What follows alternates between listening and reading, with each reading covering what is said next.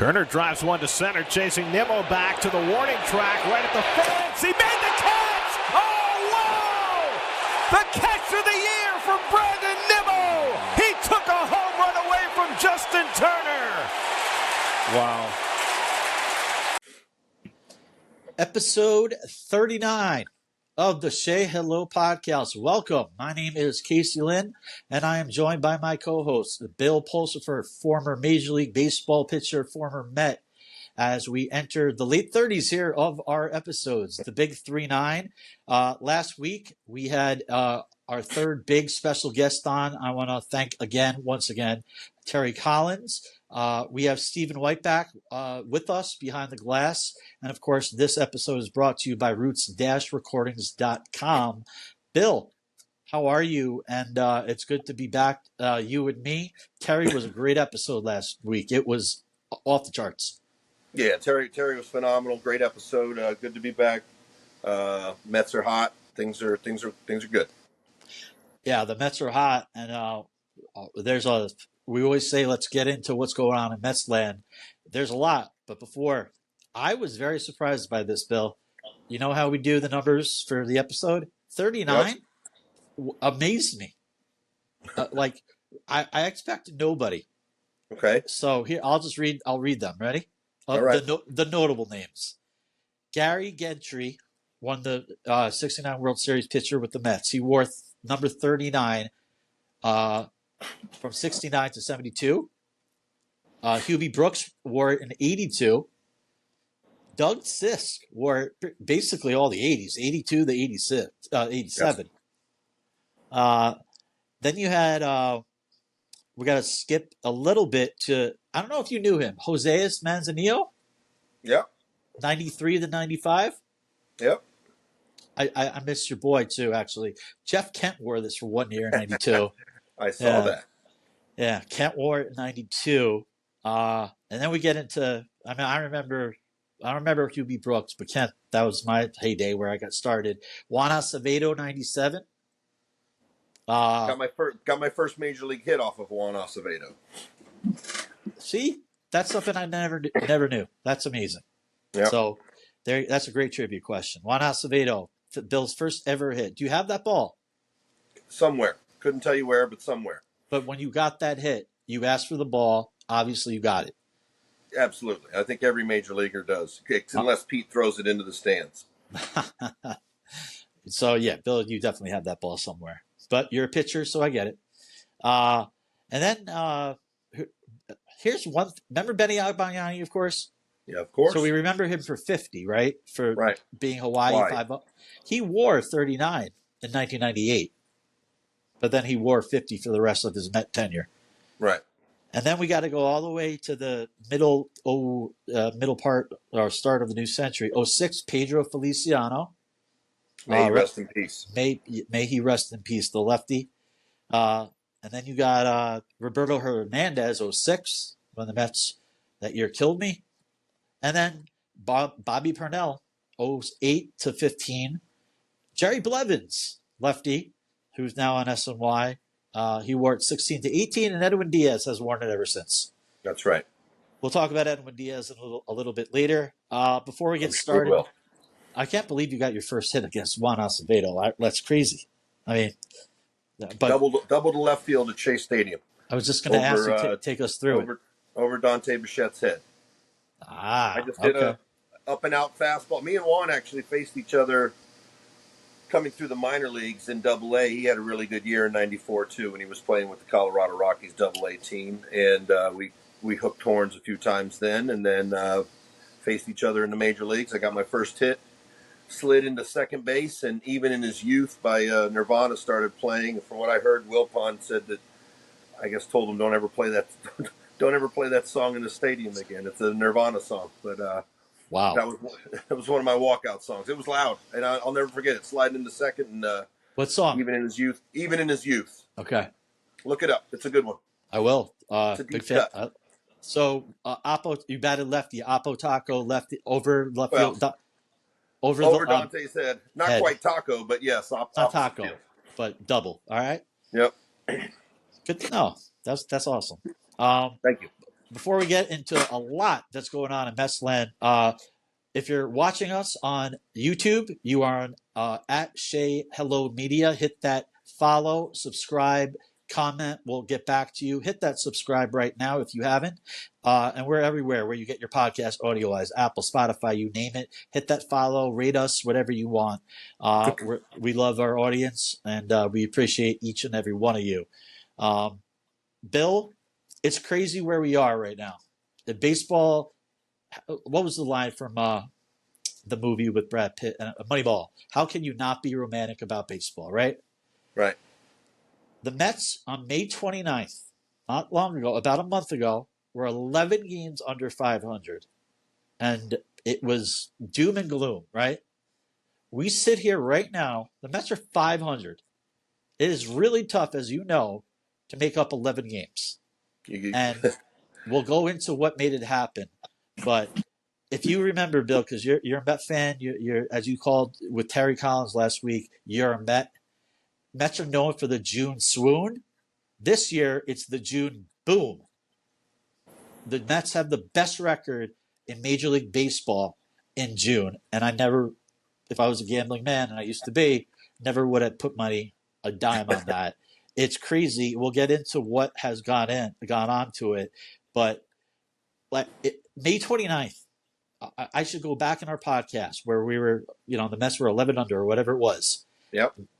And for me personally, tell me what you think.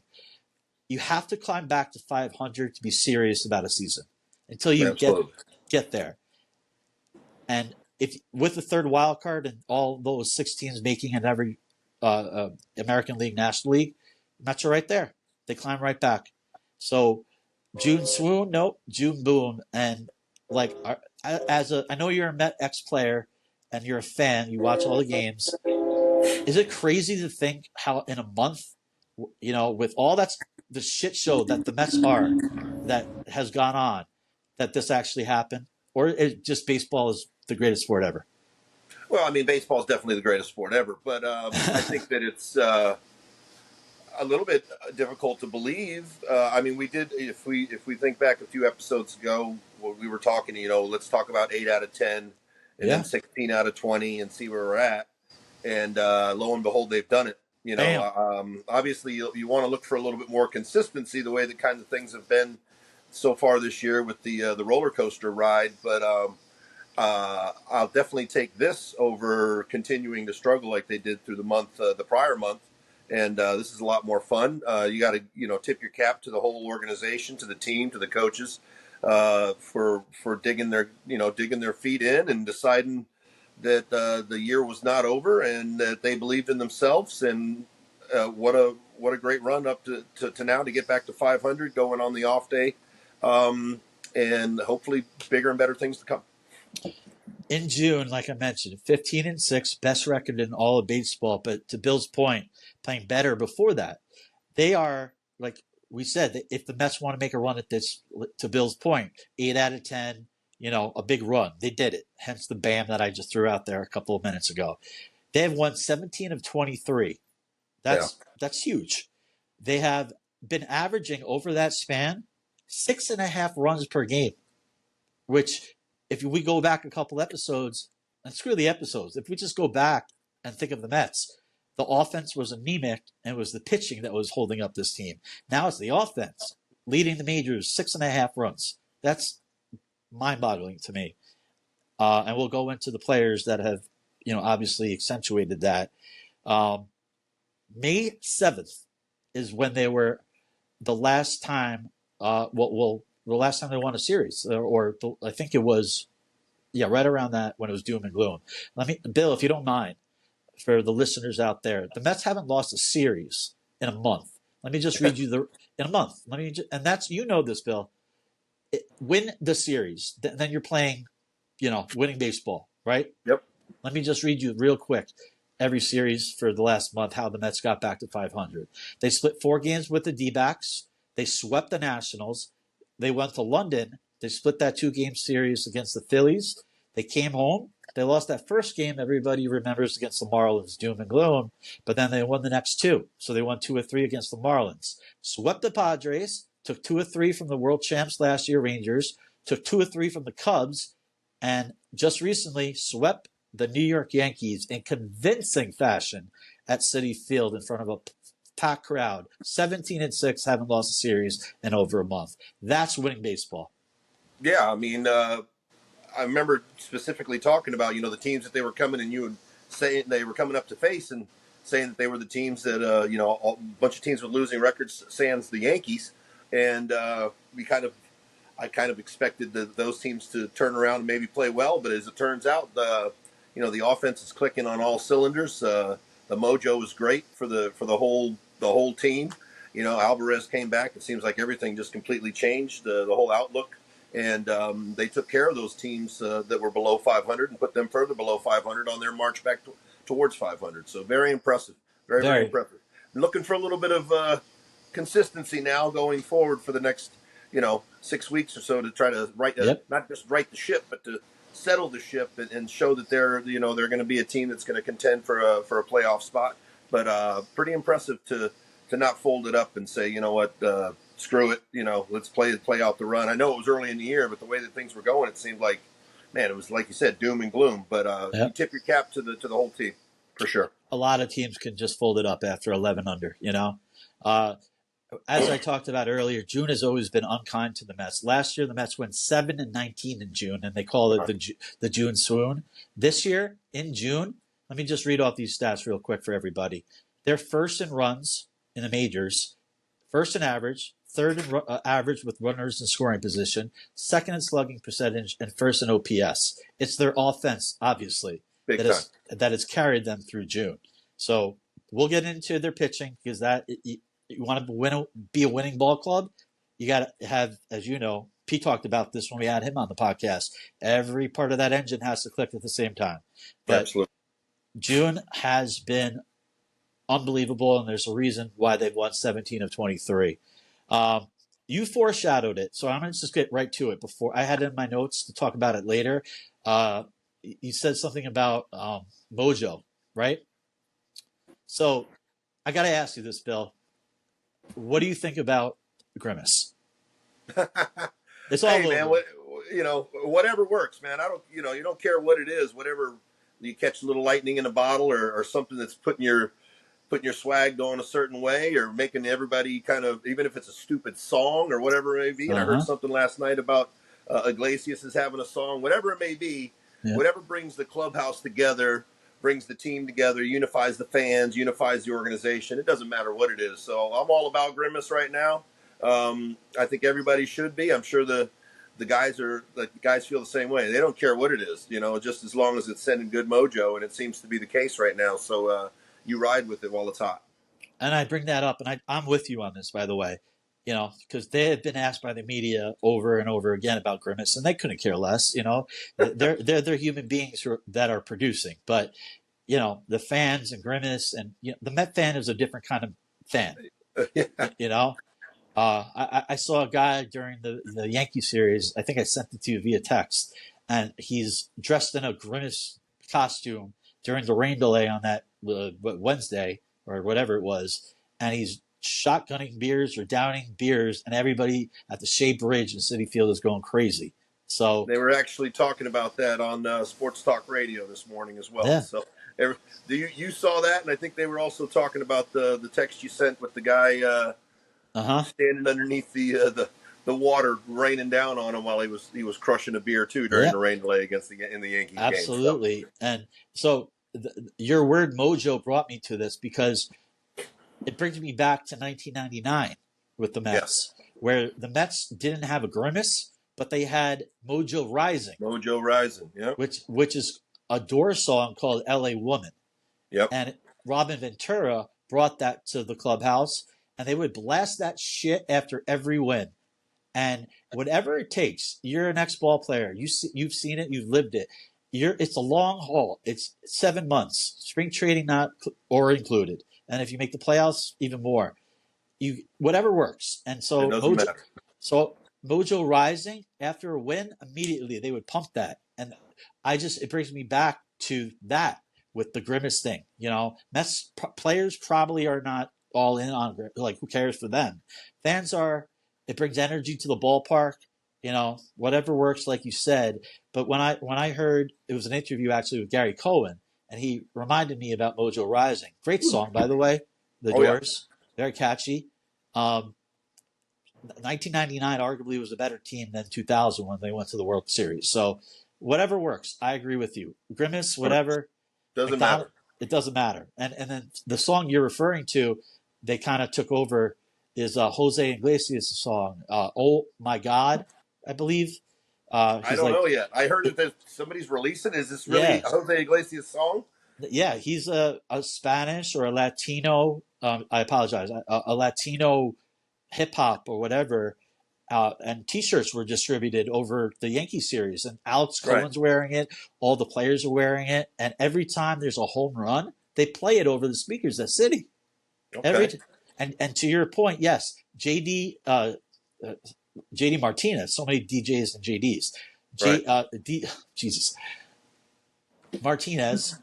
JD Martinez convinced Jose Iglesias to move the release of Oh My God to like Friday because everyone's behind it. So they're behind it. That's their mojo rising, like 1999 when they had a magical year. So I'm all for whatever it takes. While you're in a winning streak and you've been a part of many, you just, baseball is all about superstition, right? You ride whatever gives it to you, right? Absolutely. That's a normal thing to have a song that you play after victories, and hopefully it's a good catchy one, and you start winning a lot because it gets even more hyped up, and people get more into it, and they really buy into it, and you can't wait to hear that song when the game ends and you're walking into that clubhouse and that music's piping through the clubhouse, and you know that it's going to be a little bit of a celebration, or at least a nice feeling and a nice vibe inside the clubhouse, and they definitely got that going right now. Yeah, not only for home runs, they play it after every win. So they love it. They have T-shirts, so I'm all for it, whatever works. Brings the guys together. It really does. It's a family, as you know. You're together all the time for, February to November if you go all the way. So kudos to the Mets. First time to 500 going into the Astros series over the weekend since May 7th. Crazy. It'll be a good test. The Astros are hot too now. They are. They got back coming having us off to a slow start. So it should be a good competition. Astros were the same way. They lost a lot of pitchers. They were way under 500. They climbed back to 500. So it should be a new test, a good test. For sure. And the Mets have done well. Astros, it should be, like you said, a good series. So how did the Mets, Bill, get to where they are? There's so many different departments we could get to. Let's start with, it'd be apropos to start with the Mets leadoff hitter, number 1, Francisco Lindor. Since moving to, I'm just going to read off some stats for you, because ever since they moved Lindor to the leadoff spot, and keep in mind, he played there as a leadoff hitter in Cleveland for all those years. Since moving to the leadoff spot, Lindor is hitting 300 with a 367 on base percentage, 521 slugging. With 25 runs, 13 doubles, 6 home runs, and 19 RBIs, and an 8.89 OPS in the 34 games. He is third in the league in doubles now, total. And ever since he moved to the leadoff spot, here's where people have to listen. Moving Lindor to the leadoff spot, the Mets, since then, they're first in average OBP, slugging, OPS, and WRC plus, which is weighted, base ballparks and all that. He is completely blah, blah, blah. Right. He's completely changed the season right now as the Mets have gotten hot. They lead the league in everything since Lindor got to the leadoff spot. And I got to give him credit. I really do. Mendoza, Stearns, whoever made that call, Lindor was all for it. It's a new look. He never batted leadoff for the Mets for, 4 years he's been here. There are fans who will never be happy with Lindor, the contract and all that. But stats don't lie. A big reason why the Mets are playing very, very well is that one move, Lindor at the leadoff spot. How do you feel about Lindor, really, the engine that is driving this train? Well, I think there's a lot of guys that are that are really succeeding, right? You know, from the top of the lineup all the way to the bottom lineup. I mean, Bader's in unconscious right now. Look, it's a shame that it takes 8 weeks for him to figure it out, but it doesn't matter. It's better late than never. Obviously, we talked about this a couple episodes ago with Nimmo was struggling at the time. We kind of switched him. They switched him around and had him hitting third. I think they found a good spot for him hitting second, where he's a little bit more comfortable. He doesn't have to feel like Lindor probably usually feels when you're hitting third. You know, third has always typically been the best hitter in the lineup, quote unquote. So maybe the approach for Lindor is a little bit different, and he's having some tremendous success. I see he's almost up to 250 now, and you know me, I'm a big proponent of batting average. I know a lot of people don't believe in it, but 250 is one every 4 times you come up to the plate. So that's, you know, you're getting to where that's respectable. Hopefully he can keep it going. Right now, it doesn't matter. Everybody's freaking hitting, but it's nice to see that your leader, one of your leaders, is doing his thing and producing for the team. I know that he probably put a lot of pressure on himself to succeed and was having a rough go at it. So it's good to see that he's getting it done now. It's nice to see that Nimmo's kind of solidified himself into a nice number 2 hole, and then, you know, a little more traditional with J.D. Martinez third and then Pete hitting fourth. A little more traditional lineup. The kind of way things changed over the last few years. We started hitting your power guy second and all that. So I like it. You know, I like it. I'm happy for Lindor. I'm happy for everybody. You just, like I said, we're looking for consistency now, not so many ebbs and flows. Yeah, and to your point, the last stats I'll throw with you with Lindor, it's right here in front of me. Since becoming the leadoff hitter, you're absolutely right. From opening day to May 17th, he was hitting 195 with an on-base percentage of 268 and a slug with a 362. That's not going to cut it, you know, for your superstar, right? 195, right? They moved him to the leadoff hitter at May 18th, and I'm with you with average. He's hitting 301 as a leadoff hitter since May 18th, 365 on base percentage, and a 526 slug.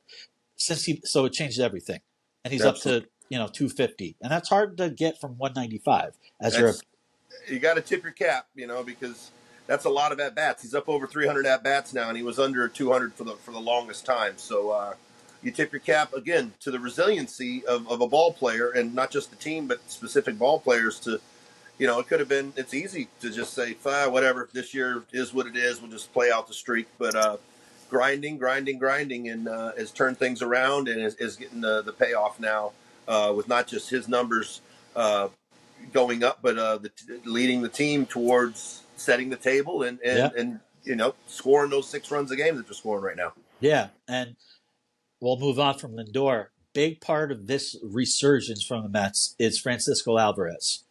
They are 22-3 in his last 25 games that he has played in, and he missed 6 weeks because of that ligament that was torn.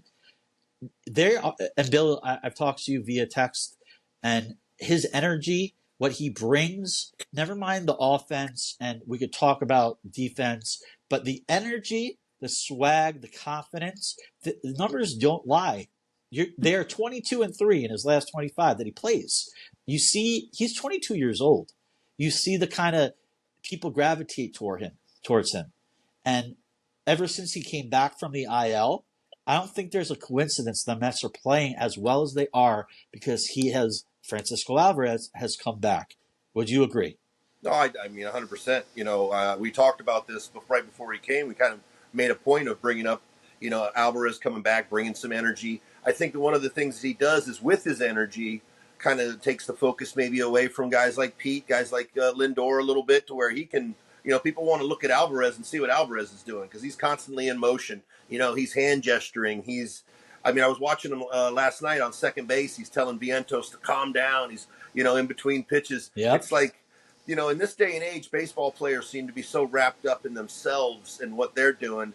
And I think that Alvarez likes being Francisco Alvarez, but I think he really loves being a teammate too. And I think he really cares about all of his teammates and wants everybody to succeed. And at 22 years old, even with his flair and his style that he has, I see such a leader from him. Yeah, he's such a leader out there.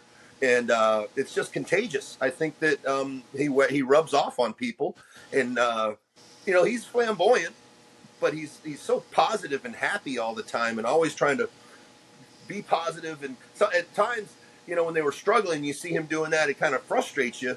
But then you kind of realize, like, this is who this guy is. He's having fun, and he's constantly thinking positive thoughts, even when things are going the wrong direction. And I think it's just really rubbed off on some of the veteran guys that maybe, as you get a little bit older, you get a little more curmudgeon into the routine of being a Major League Baseball player, the grind day in and day out. So I think that him at 22 and just his love and exuberance, it just shines. And he's a joy to watch right now for sure. He really is. So to my point and your point, his energy's off the charts. Players gravitate towards him. He wants to be a leader. But here are the stats. Since he returned from the IL, the dude is batting .415 with the OPS over 1.232, 3 home runs, 11 RBIs, and they're 21-8 with him in the lineup. He's leading with, by the way, missing almost 2 months. All NL catchers in average, 313, slug, and OPS of 964. So he's been obviously producing as well as any catcher, and his energy has brought so much to this team. And it's great to see. I mean, 22-3 when he plays. That's phenomenal. It is. And I mean, just a couple more stats. In June, minimum 40 plate appearances. WRC, which is weighted balls and in ballparks for everyone that doesn't know. Aaron Judge leads the majors with 290. Francisco Alvarez is number 2 with 248, and then Bryce Harper is 229. That's how good he's been. So they desperately missed him in the lineup, and we'll get into Vientos as well. All right. And there you go, a recipe for 17-6, and there's reasons why. We talked about Lindor, we were talking about Alvarez, and now we're gonna we'll keep going. Vientos. Never give up on a player that is a top prospect, and they haven't given up on Beatty. He's crushing it in Syracuse like he always does, and just like Vientos did, right? And for the last couple of years, they kind of flip-flop, but now, Bill, the first time in Vientos' career, he's getting everyday at bats. And Mark Vientos is having himself an unbelievable run. Ever since it was solidified that third base is your position, Mark, run with it. And I do think, just like Alvarez and Lindor, and tell me if you disagree, that's a huge part of why the Mets are averaging 6.5 runs a game. And he's a young player with energy, and they feed off of this, right? I think 100%. I definitely think they're feeding off the young guys a little bit. And like we were saying before, it doesn't matter what it is. If it's an old guy, if it's a young guy, if it's Grimace, if it's a song, if it's something that's feeding into the energy and feeding into the good vibes, you roll with it, And Vientos is saying all the right things. He said all the right things when things were going wrong for him, when he didn't make the club, and then he was up and down. And he's hitting the ball all over the freaking field, just like Alvarez, hitting line drive home runs to right field, playing a good defense. I know he made an error. But the errors happen, Yeah. He picked himself right back up, made the next play, hit 3 home runs and 3 at-bats. He was first guy to do that in the longest time, I believe, as a Met. And he's been a lot of fun to watch, too. Again, we look for consistency, but I don't see them any reason why they would go back down into the doldrums. I think that they've kind of, solidified themselves a little bit. And I think that it's going to be the battle battle the rest of the way. But those guys, both Alvarez and Vientos, since Vientos got called up and Alvarez came back healthy, you can't deny that they've really sparked the team. And then again, I'm going to bring Bader up again one more time because he's unconscious right now. And, and him hitting ninth and hitting like he could be a 2-3 leadoff guy, whatever. That's a huge thing when you have somebody hitting at the bottom of the lineup that's just crushing the ball every swing he takes right now. He's taking a good cut. And playing a tremendous defense as well. So to your point with Vientos, in a minimum of 100 plate appearances this year in Major League Baseball, he's leading all third basemen in OPS 928. Number 1, Vientos, third in average at 298, and he's tied for 8th with 9 home runs. So he has ran with it. And Bill, you remember this. we knew it was not sustainable with Beatty and Vientos on the same team. So they decided Vientos, he's ran with it. Both Beatty and him have always said the right thing. And then your point to Bader, listen, I was skeptical about Bader when they signed him. They gave him $10.5 million. It's a lot of money for 1 year. And his track record was staying healthy, but we always knew he's a former one-time Gold Glover. He's proven me wrong. He's a great center fielder. He's fast as hell. And I didn't expect the clutch hitting that he brings and the pop that he brings. So yeah. I agree with you. Bader's unconscious, and he's your number 9 hitter. So it's crazy. Yeah. You know what? I do believe this. And I know we said this early in the year. I do believe the college teammate thing with Pete, probably coming in right away, you know, you want to try to prove yourself. You probably try to do a little bit too much. And like we were texting last night during the game, I feel like he's just kind of found his way where he's comfortable now in his own skin. He's comfortable in that Mets uniform. He's comfortable in the lineup. He realizes, okay, I'm hitting in this spot and I can be a spark plug from this spot. I'm not trying to vie for moving up to 5th, 6th, 7th, 8th, 1st, whatever. This is where I am. This is my role, and I'm going to run with it. And he's running with it. And he's a lot of fun to watch. Just a lot of energy. And another one of those guys that plays with energy. And they just, again, we'll go back to feeding off of each other. And he's right there in the mix of leading from the 9-hole, you know, and playing a tremendous center field. I cannot disagree with you. His defense, he's the closest person that reminds me to Juan Lagares out there in center. And that's high praise because Lagares was amazing out there. Absolutely. And Bader's a better hitter. You know, let's see if he can sustain it. But very impressed with Bader, so I totally agree with you. We got to move on to some controversial stuff that we haven't got into. We got to talk about Edwin Diaz. Big trickle-down effect. We got to talk about what MLB can do. But as everybody who's listening or watching knows, Edwin Diaz was suspended for 10 games. He did not appeal for what umps called a foreign substance on his hand before he threw a pitch. Automatic 10-game suspension, and it's games. It's not days. So for your closer, that's huge. Max Scherzer had this to him. He missed 2 starts. That's big too, but your bullpen is compromised. Why? Because you can't replace him, which is crazy. So you had Drew Smith come in that game where he had to get loose in a hurry, and it's always on the mound in front of all the fans. Well, Drew Smith now is on the IL. Oh, geez. You know, with a right shoulder strain. I wonder where that came from. So let's talk about Edwin Diaz. My opinion, and you can go wherever you want with it, you can't have these umpires for all these years. I think they implemented this in 2021 with an objective feel when they just touch your hand that they think it's too sticky or whatever they think, and you're suspended. Bam. Like, there has to be a barometer. Like, we went through COVID. How about you swab them? You know, is it sweat and rosin, which is legal? Because the first umpire said too much rosin. Guess what, everybody? Rosin's legal. Why? Right. But that doesn't make sense. It doesn't. But then the crew chief said, nah, I've touched 1,000 people's hands, and this was too sticky. Well, they just contradicted each other. There has to be a barometer for this. It's a huge blow. They can't replace him. He's out for 10 games. And, which is crazy, that game that he didn't pitch doesn't even count towards the 10 games. So it's really 11. So it's bullshit. I don't know if Edwin, quote unquote, cheated. And if it was, he said that he did what every time that he's done for his whole career. Sweat, rosin, touch dirt. I saw his hand. It looked pretty bad, but I heard from David Cohn that can happen. I want your thoughts on this. You're a former pitcher, man. You know, that's the thing about is somebody that used a lot of rosin myself, because I was a sweaty guy, hand sweat, arm sweat a lot.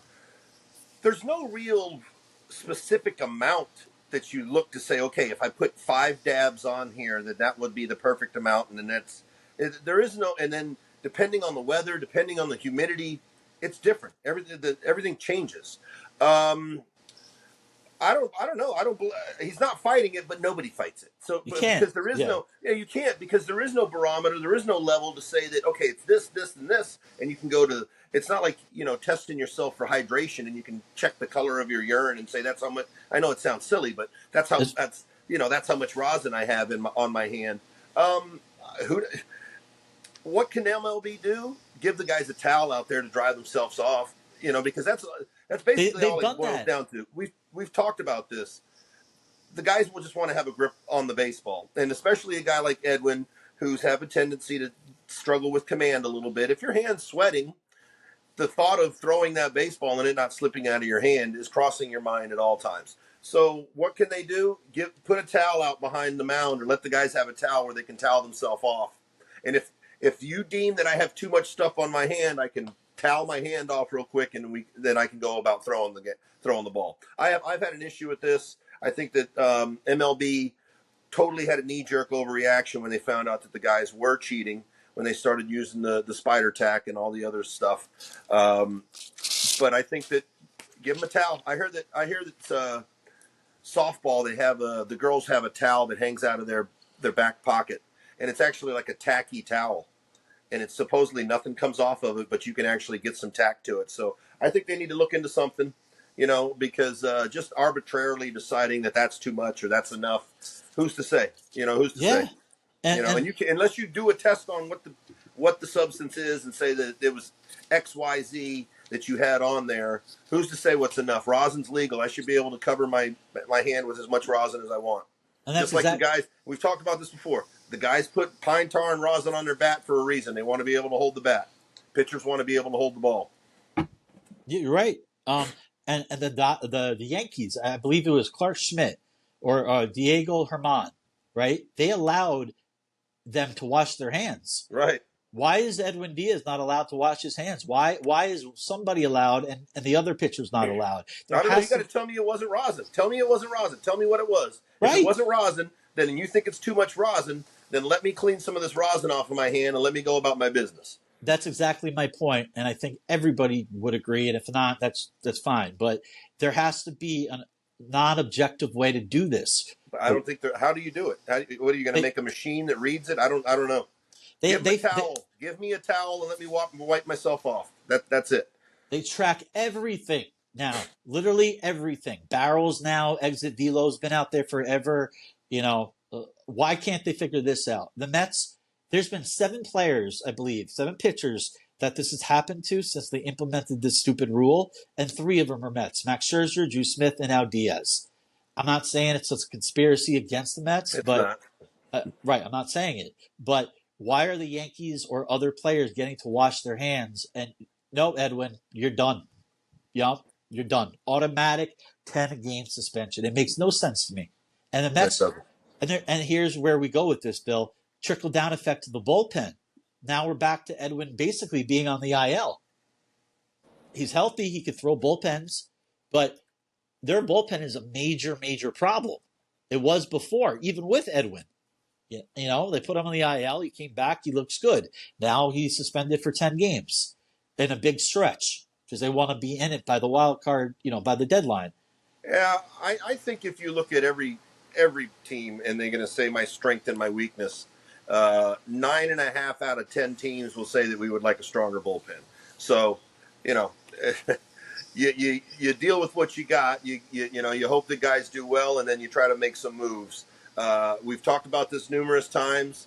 The starting pitching not going deep enough. Put the bullpen that was the best bullpen in the game the first 6 weeks or so of the season, put them in a predicament to where now it's coming to roost a little bit. The guys are a little bit depleted. They're down, and then they're down on their fuel tank already. And then you have Diaz has gone through his situations, not just with the suspension, but also going through having the struggling a little bit. So I think there's a lot of teams that are going to be out there saying we need a better bullpen. No shit. Doesn't everybody want a better bullpen? Of course, bullpens are huge. Bob Lemon, I've used this on the podcast. His famous quote: "I only need 2 things in life: are good friends and a good bullpen." That's right. How, right? Hall of Fame pitcher in the major leagues.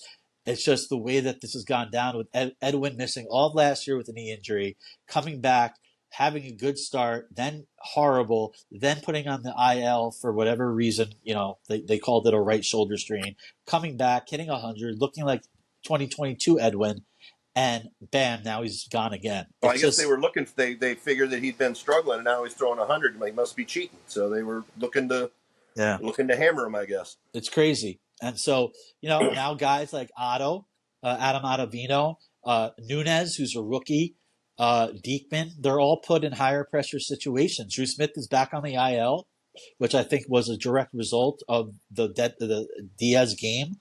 It's tricky out there. The Mets are done with Brooks Raley, Tommy John surgery. They got to figure this out. There's 8 games left or whatever it is without Edwin Diaz, and that wild card. Bless the 3 because everyone's in it basically. They got to figure it out because their bullpen, like I said, and you agree, everyone wants a great bullpen, but the Mets are screwed right now. How do you, if the length of starters, a Manaea going 5, how are you getting 11, 14 outs, 15 outs from your bullpen with these guys? You got to score 7 runs a game. Then that's what they've been doing. Right. That's not sustainable. So, and it's baseball, Yeah. Baseball. If there was a bunch of great bullpen guys sitting out there, waiting to be plucked, they would be plucking them. It is what it is. I did see a stat where the Mets are leading the league in walks. So starting pitchers start throwing strikes, start getting outs on 3 or less pitches. Stop trying to crank up your strikeout numbers all the time, and go deeper into ball games. That way the bullpen doesn't have to get as many outs. How do you feel? Let me ask you. How do you feel about the Daniel Nunez? Because this guy's got rock solid stuff. I'm very impressed by him. Stuff. I was watching him throw when he came in 2 nights ago. His breaking stuff was better than the reigning Cy Young Award winner of the American League. His slider looked 10 times of what Garrett Cole's slider looked like. So he's got great stuff. Looks like he can compete. You just don't want to overexpose him as a young player and try to have him have to throw too many innings. But he's done well. He's done well. I'm very impressed. He's gonna get the ball more often now too. Yeah, he should because he looks really good. I'm very impressed by him, and it's good that they have him because he can go multiple innings. I'm very impressed by him. The last thing I want to talk to you about is on the bullpen is Adrian Hauser. So because the stark difference between starting and relieving with Adrian Hauser, who was awful. Everybody wanted to DFA him. He came over in the Tyrone Taylor trade from Milwaukee. Let me just read this for everybody listening because I sent this to Bill via text yesterday. Adrian Hauser, we all know if you've been following the Mets as a starter, was god-awful this year. 0-4 with an 8.55 ERA and 7 starts. So naturally, everybody wanted to DFA him. But as someone who has followed Adrian Hauser because he's a veteran, I knew that he has been productive as a bullpen piece. This year, as a reliever, Bill knows this, he's 1-0, forget wins and losses right now. But in 10 games, more than starts, he has a 1.46 ERA. In 24 2/3 innings, he has been unbelievable. And that last Yankee game, which was on, Wednesday? He went 3 innings, got the save, 9 outs. That's hard to do, They got something there. And so my question to you, Bill, as a former major league pitcher and reliever, am I going a little irrational here, being not that good as a starter, but for some reason killing it and being elite as a reliever, as maybe 1 inning or even 3 innings, as we saw against the Yankees? Well, I know technically it's the same position. You're a pitcher. But throughout the history of baseball, it's been proven that there are guys that are more suited towards being a starter, and there are guys that are more suited towards being a bullpen guy. So it's not completely surprising to see a guy that, has had success in the past out of the bullpen, maybe struggle a little bit as a starter when you're trying to do something a little bit different, and then put him back in the bullpen role and to see him turn it back around again. Obviously you don't expect 1.4 at all times and over a sustained period of time. Or, you hope for that, but he'll come back down to reality a little bit. Not many people pitch to a 1.4 for a season. No.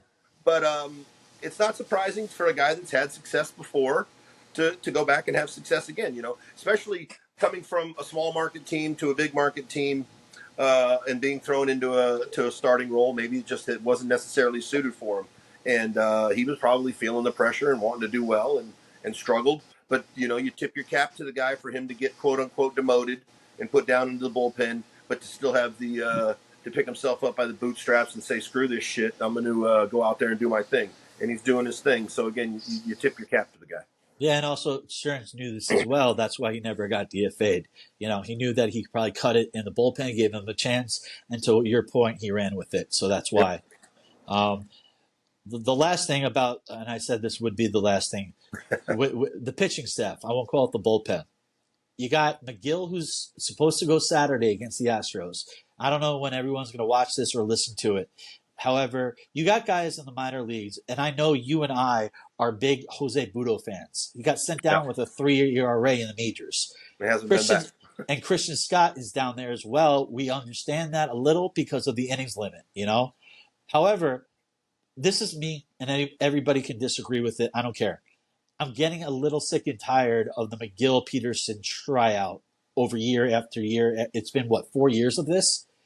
I'm ready for a little new wave here, like 100 pitches in 5 innings for a Peterson or a McGill, who I really thought they were going to move to the bullpen when they had all these days off, a day off before the Yankee series, a day off after the Yankee series, and you could go with a 4-man rotation.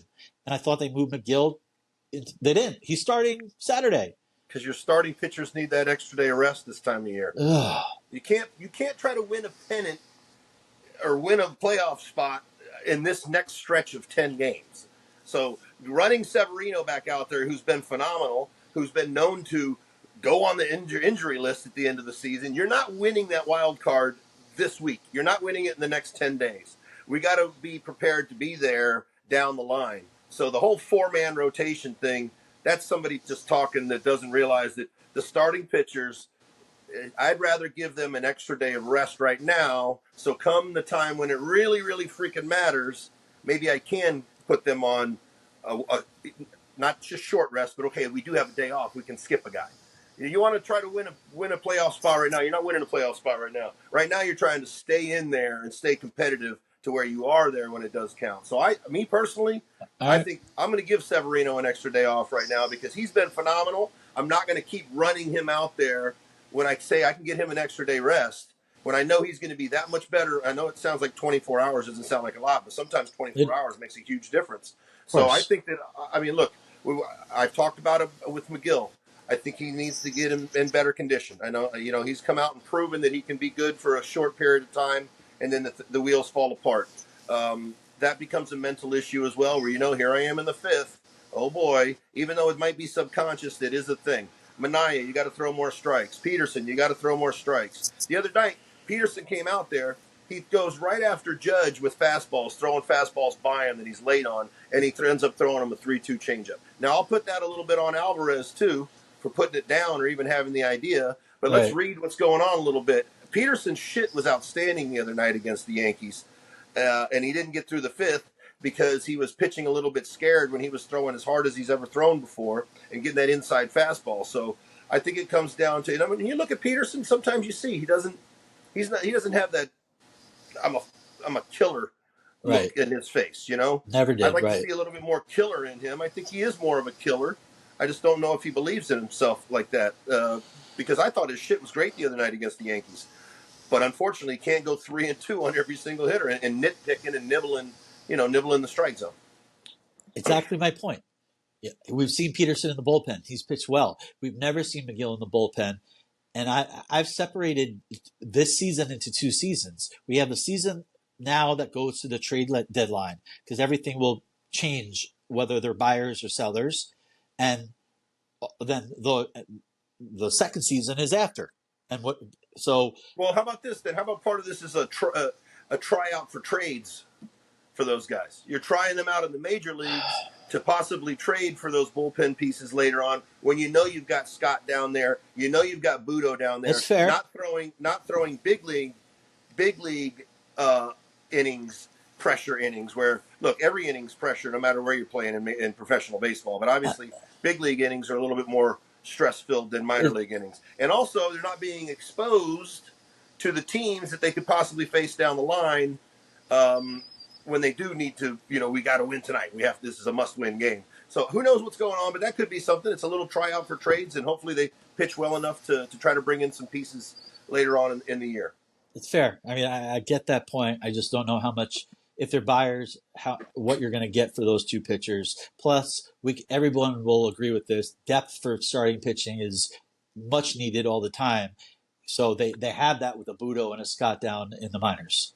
Well, absolutely. But with the you can't face somebody 3 times mentality of baseball nowadays, everybody needs more starting pitching. Everybody needs more bullpen pitching. So it would be different if the outlook looked a little bit different, where you let guys face the lineup through. I remember when I first coming up, it was like, I'd like to face you 4 times today. That means, I did all right long. Facing you the 4th time. I went deep into a game. Now they start getting to the 3rd time, and you're going to be out of there. So it's just again, it goes down to a little bit of the mentality of the change of the way that the game is played. Stearns, if the Mets are in it by the July 30th deadline, has a lot to think about. Absolutely. He's not going to go crazy, I don't think, but there are tweaks that he can make to take a contending team, with the guys that he has in AAA, maybe a Senga. I don't believe it until I see it coming back. There's stuff there for him. It'll be very interesting how he goes about it. So stop walking so many guys starting pitchers. Stop walking so many guys. The Mets lead the league in that, so I totally agree. Guess what? It's time for the mailbag, Bill. We had Terry Collins on the last episode, so we didn't get questions for you or I. We're not going to do a lot with the mailbag here because it's a couple weeks, past after Terry. But we'll go through three of the bigger questions that I liked. If you're new to the show, usually over the weekend, Shay_hello, we put out ask us, Bill, former Major League pitcher, or myself, any question you want regarding the Mets or Major League Baseball, and we'll answer it live on the show. And that's what we're going to do right now. So are you ready, Bill? All right. I'm always ready for the mailbag. The 3 that we're going to do, we're familiar with them, but that's probably why I chose them, because they're great questions, like always. So we'll start with Jeff Cohen. He has a podcast, Baseball at BBQ. Check it out. Great podcast. He has a question for both you and I. We'll start with you. Bill, how frustrating is it when the Mets are on a roll, something always happens to damper on it, obviously referring to the Diaz situation? I'm sorry. That was actually for me. Okay. Jeff changed it up. It's usually the first question's for you. He's keeping you on your toes. Yeah. The question for you, Bill, he goes, and Bill, what is the line when using too much or too little rosin? As we talked about, it seems very arbitrary to me. Yeah. And that's Jeff. It is. We talked about it. It's totally arbitrary. What's too much? When the umpire comes out and says you have too much on it. What's too little? When I have no idea where the baseball's going. I have an issue with it. I think that they totally jumped the shark with the MLB jumped the shark. You're taking those away. Listen, I don't think that everybody was freaking cheating. Were there guys that were cheating? Yes. I think the majority of guys are just trying to get a grip on that slippery-ass baseball that they don't rub up like they used to. What are they going to do about it? Like I said before, put a towel out there, let me dry myself off. I don't know why it's never been a thing. Why aren't you allowed a towel behind the mound? And I can just stop and I can just dry myself off. And then, okay, here we go. I got 20 seconds. I got 20 seconds to deliver this pitch. Yeah. Let me towel off real quick. And then I won't have to worry about caking myself in rosin. Totally agree. I mean, at basketball, if you're sweating too much, you could ask for a towel. Baseball's a summer sport. It's hot. Yeah. You're Golfers, outside. they towel off their club. They towel off. Let me towel off. Baseball, Jeff is right on point. It seems a little arbitrary, and everybody agrees. Yeah. The question that I read earlier was for me, and I'll read it again. Jeff asked, how frustrating is it that the Mets are on a roll, which they are right now, and then something always happens to put a damper on it, obviously referring to the Diaz situation? Well, we talked about the Diaz situation, so I'll sum this up very, very quickly. We are Met fans, So we are used to shit hitting the fan at any time, any place, anywhere. That's just the way it goes. I'm not saying that 29 other teams don't have injuries or, anything like that. But it always seems the Mets are always just on top of the news with something happening. So I'm not surprised by the Diaz situation as much as, if this never happened before, if the Mets are like the Red Sox or something, it's just the Mets. And we're used to it, right? So that's my answer. Hey, they're rolling with the punches right now. They're rolling with it, Yeah, and they got 8 games left. It's still got a ways to go to get through it, though. It's going to seem like 80 years. Next question, our boy JK at NYMGI. He's got a question for Bill. And it's going back, I believe, to the Diaz situation because everybody wants a piece of this because it's a big thing. For Bill, are you surprised the union allows an umpire to be able to, quote, yeah, it's too sticky, end quote, and a guy is suspended for 6% of the season just like that? Is there something the players think they will, or you think the players will revisit in the next CBA? I think we've talked about this a couple of times about like what can be done. I wouldn't be surprised if maybe they do kind of try to come up with a litmus test to try to say specifically what's what, because it does like Cohen said, arbitrary. It's one umpire's view according to another umpire's view. Bullshit. Yeah, but it's just one of those things. It's not like how many at bats did you have? I had 4. How many hits did you have? I had 1. Okay, you hit 250 today. It's not like math. So I don't know how they could come up with it, but I wouldn't be surprised if, because of the controversies now when guys do get suspended, and everybody always says, I didn't do anything any different than I ever do. That's what everyone said. Like I said, it's not like you can control. It's not like a dose. It's not like a leave. Okay, I'm going to take three rosins today. Here's my 3 rosins. Because every rosin bag's a little bit different, and sometimes a little more rosin comes out. So I wouldn't be surprised if they try to look into a little bit more, to hone it in as to what's what and what stipifies, if that's a word, this is too much, or if that's the right amount. Let's just put it this way: they have to revisit something in the next CBA. I would think so, because it's always an argument where the guy's saying, "I didn't do anything different, but I'm not going to contest it." Exactly. So, Yep. We thank you for the question, JK. Last question's from Jake 12889, and he goes, for both of you guys. This is a fun question. Nothing with the Diaz situation. You only get to put 2 things on a hot dog. What are you putting on? You want to take this first or me? You go first. And if you say ketchup. Oh, shit. Oh, my God. All right. Hold on. I'm going to start with sauerkraut. Okay. I could either, it depends on my mood, because I do like mustard and I do like relish. Right? It's a tough question, because there's so many good things to put on a hot dog. Right. So I could easily not put mustard or ketchup on it and just eat it with relish. It's sweet enough. But if I'm going sauerkraut, I'm either, depending on my mood, I am going to put on either mustard or ketchup, because I've done both. I've had a hot dog, obviously, with both. So you can't go wrong, in my opinion. And I know you disagree because I could hear it and see it. But I'm a big relish fan, and more so a big sauerkraut fan. And whatever mood I am will dictate whether I put nothing on it, ketchup or mustard. So that's my answer. How about you, Bill? Well, there's so many good things to put on a hot dog. I'm a huge fan of a chili cheese dog for sure. Okay. I love the onions. I love the fresh chopped onions. I love the red onions too. I guess there's probably ketchup used in that. I grew up in the South, in Virginia, and ketchup was definitely a thing on a hot dog. But since I became a Northerner, ketchup is definitely a no for me on hot dogs. If it came down to I only allowed to choose 2, though, it would definitely probably be a nice spicy brown mustard with sauerkraut. Nice and simple. Dirty water dog, from a hot dog truck or something like that. And NYC, of course, yeah. Yeah, brown mustard and sauerkraut if I had to be held to just 2. Can't go wrong with that. I would have that too. So that's a great question by Jake. I appreciate everybody writing in.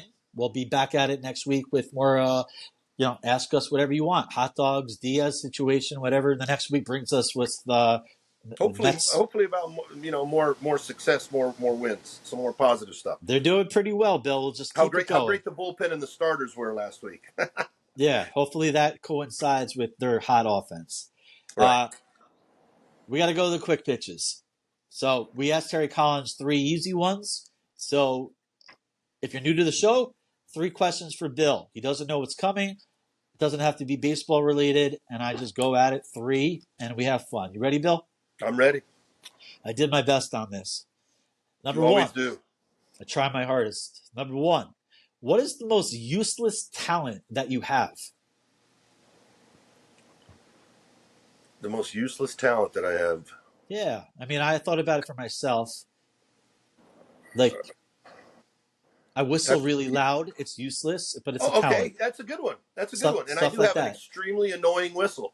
I like that. Okay. It's a good answer. I have me and Jason Isringhausen used to sit next to each other in the dugout, and we both have very, very loud whistles. And we would sit next to each other and whistle as loud as we could, and you wouldn't believe how it would make it echo in your ears. But that's funny you say that, because that's a useless talent that I have, and I'm not going to do it because it's very loud, very annoying. But I have a loud whistle. It's not useless though, I guess, because I can get people's attention and people know when it's me. You're right. If you like for a dog, like you want their attention, they know your whistle, they'll get it. And they know, and my kids, my family, when they hear a specific whistle, they know. And I'll take that back to my dad. My dad had a loud whistle, and back in the day when kids would out and about in the neighborhood, when you heard the whistle, you knew that was either dinner or it was time to bring your ass home. Yep. And I got another one. I know I'm asking you, but like you're a baseball player, so you've seen it, blowing bubbles from bubble gum. You guys do it in the bullpen or in the dugout all the time, like just huge bubble gum bubbles. I actually won a bubble blowing contest. I want to say at about 12, 13 years old at I want to say it was my mother's. My mother worked at she cut hair. She was a hairdresser, and they had like the salon summer party. Yeah. And I won the bubble blowing contest. So that one's useless. That one is more useless than the whistle. Completely. All right. You have so much in common. Loud whistles and bubble blowing. Baseball related, I think. I do. Yes, absolutely. All right, let's go to number 2. All right. If you could know the absolute truth and the total truth to one question, what question would you ask? If somebody was going to tell me the truth? Yeah. Or it could be to anybody or whoever has the answer. Any question. How many times has a human-esque civilization came and gone through the 4.5 billion years of this planet? Because I don't believe that we're the first. Got it. Okay.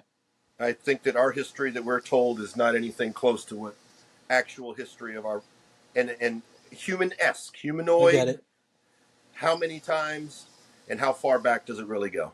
So you're saying for the duration of all time, mankind, Earth, right, and human on planet, humanoid, not necessarily us right now, but us or something similar has come and gone, built and destroyed.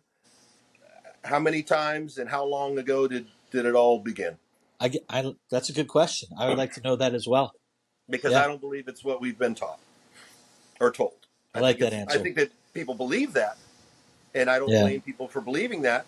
But I think that it's far more reaching and a lot deeper and a lot further back than we have been, that we have learned or been told through our livelihoods.